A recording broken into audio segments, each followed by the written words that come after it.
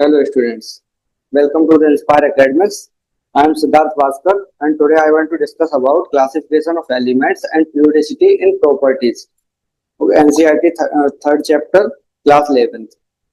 So हम लोगों ने पिछली क्लास में क्या कवर कर रखा है ऑलरेडी डोबे राइनर्स ट्रायड हमने पिछली क्लास में कवर कर रखा है and video also uploaded on the channel of inspire academics. ठीक है, आज हम पढ़ने वाले हैं क्या, लॉ ऑफ ऑक्टेव्स। तो लॉ ऑफ ऑक्टेव्स क्या होता है, देखो इसको सबसे पहले हम देखते हैं कि ये 18 sorry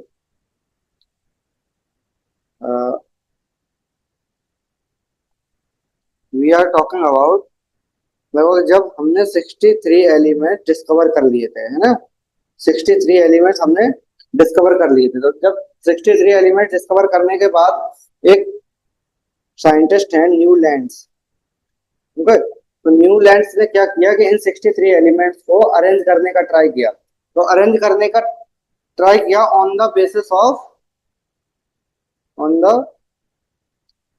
of their atomic mass. Okay, atomic mass के बेसिस पे इन्होंने इनको अरेंज करने का ट्राई किया, यानी कि 63 एलिमेंट डिस्कवर हो गए थे। जिसके बाद न्यूलैंड्स ने इसको एटॉमिक मास के बेसिस पे अरेंज करने का ट्राई किया। तो अरेंज करने में इनका क्या रोल रहा है, तो हम इसको आज समझने वाले हैं ना। तो इसके बाद हम लोग देखते हैं कि इन्होंने क्या किया, लॉ ऑफ ऑक्टेव। जैसे हम ऑक्टेव मीन्स हम बोल सकते हैं 8 एलिमेंट्स इन ए ग्रुप। और दूसरी चीज हम इसमें क्या समझते हैं कि जो एट्थ एलिमेंट है, eighth element of the series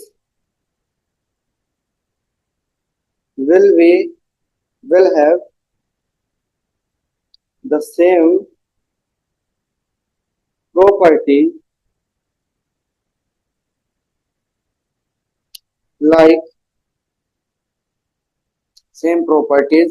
like first element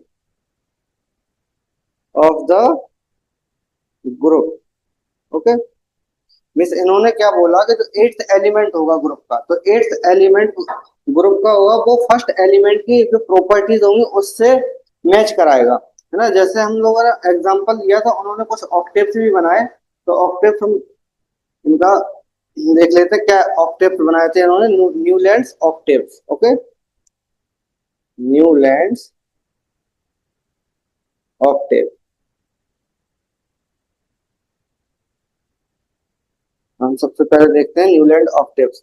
तो इन्होंने क्या किया था, lithium, beryllium, boron, carbon, nitrogen, oxygen and chlorine. ये कितने हो गए, 1 2 3 4 5 6 7 एंड देन एट्थ जो एलिमेंट होगा वो इसके नीचे लिखा जाएगा। अब नीचे क्यों लिख रहे हैं हम इसको, क्योंकि हमने बोला कि जो प्रॉपर्टीज होंगी फर्स्ट एंड एट्थ एलिमेंट की वो सेम होंगी, है ना। तो इसलिए हमने इसके जस्ट नीचे लिख दिया। तो हमने क्या किया, इसके बाद आगे चलते हैं, magnesium, aluminium, okay, silicon, phosphorus, sulphur and chlorine. अब इसके बाद क्या आता है, पोटेशियम एंड कैल्शियम। यहां तक इन्होंने अपना ऑक्टेव दिया। अब ऑक्टेव देने के साथ साथ हम इनका एटॉमिक मास भी लिख लेते हैं। इसका होता है 7 9 11 12 14 16 and 19। okay, 23 24 27 29 31 32 and 35.5। potassium have 39 atomic mass and calcium have 40 atomic mass. अब इन्होंने क्या किया, इन्होंने बोला कि फर्स्ट एंड जो एट्थ एलिमेंट होगा इनकी जो प्रॉपर्टीज होंगी वो सेम होंगी। ओके, तो जैसे सेम इसमें इनमें दोनों में सिमिलर क्या है, हम लोग जानते हैं कि lithium is a metal and sodium is also a metal. यानी कि हम बोल सकते हैं इन्होंने ऑक्टेव जो बनाया तो इन्होंने इसी बेसिस पे बनाया था कि एलिमेंट प्रॉपर्टी जो होंगी सेम होंगी। अब इसमें क्या होता है, हम इलेक्ट्रॉनिक कॉन्फ़िगरेशन से समझते हैं ना, इलेक्ट्रॉनिक कॉन्फ़िगरेशन ऑफ, बट उस टाइम पे इलेक्ट्रॉनिक कॉन्फ़िगरेशन सर्च नहीं किया था, बट हम मैं एक एग्जांपल दे रहा हूँ कि इलेक्ट्रॉनिक कॉन्फ़िगरेशन से हम समझ सकते हैं। ओके, इलेक्ट्रॉनिक कॉन्फ़िगरेशन में क्या करते हैं हम, atomic number.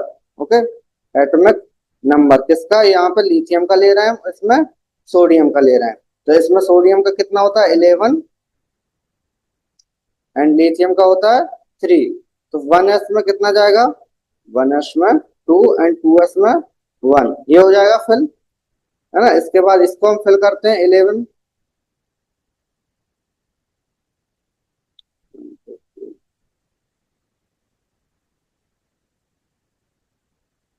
And 1s 2s 2p and 3s। Okay, इस तरीके से हम समझते हैं। तो इसमें जो लास्ट सेल है या फिर हम बोल सकते हैं लास्ट ऑर्बिटल है, तो इसमें कितने इलेक्ट्रॉन्स बचे हैं, 1 इलेक्ट्रॉन। इसमें भी सेम 1 ही इलेक्ट्रॉन बचा है, यानी कि इसकी प्रॉपर्टी क्या होगी, इलेक्ट्रॉन डोनेटिंग ना, इलेक्ट्रॉन डोनेटिंग प्रॉपर्टी होगी, और इसकी भी इलेक्ट्रॉन डोनेटिंग की प्रॉपर्टी होगी, यानी कि इनकी दोनों की प्रॉपर्टी जो है सिमिलर है, और दोनों ही मेटल्स हैं। तो इसलिए इन्होंने क्या किया, इसको ग्रुप वाइज इन्होंने बता दिया। तो जैसे हम एक एग्जांपल और लेते हैं, इसका एग्जांपल हम लेते हैं, जैसे हम लोग संगीत सुनते हैं, तो सा रे गा मा पा धा नी। ओके, फिर उसके बाद फिर से सा। जैसे इन्होंने क्या किया, 1 2 3 4 5 6 7, तो जैसे 7 जो सुर होते हैं, है ना, तो उनको हम बोल सकते हैं सारे गामा पाधा नी। तो इसके पास जो 8 हम जो स्वर लगाते हैं, तो वो क्या होगा, 8 स्वर फर्स्ट एलिमेंट के साथ में ही आएगा, यानी कि सा के जगह सा ही आता है।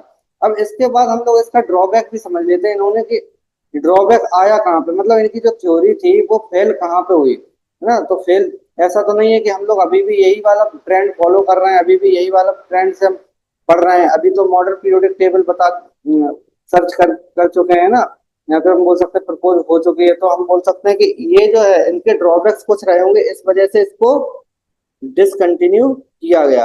अब ड्रॉबैक कैसे है, जैसे हम लोग बोल सकते हैं, जैसे जैसे जैसे डिस्कवरीज हुई, है ना, धीरे धीरे क्या हुआ, नोबल गैसेस की डिस्कवरीज हुई, है ना, नोबल गैस डिस्कवर्ड है। तो नोबल गैस जब डिस्कवर हुई, तो इनके जो ट्रायड्स थे, वो ट्रायड्स सही से वर्क नहीं किए। अब सही से वर्क क्यों नहीं किए, क्योंकि देखो एक चीज हमारे पास थी हाइड्रोजन, है ना, एक ये क्या है, ये तो एक्टिव गैस है, हम बोल सकते हैं active gas, active gas. But इसके लिए कोई प्लेस ही नहीं था इनके जो ऑक्टेव है जिसमें, है ना, ऑक्टेव में नो प्लेस, नो प्लेस,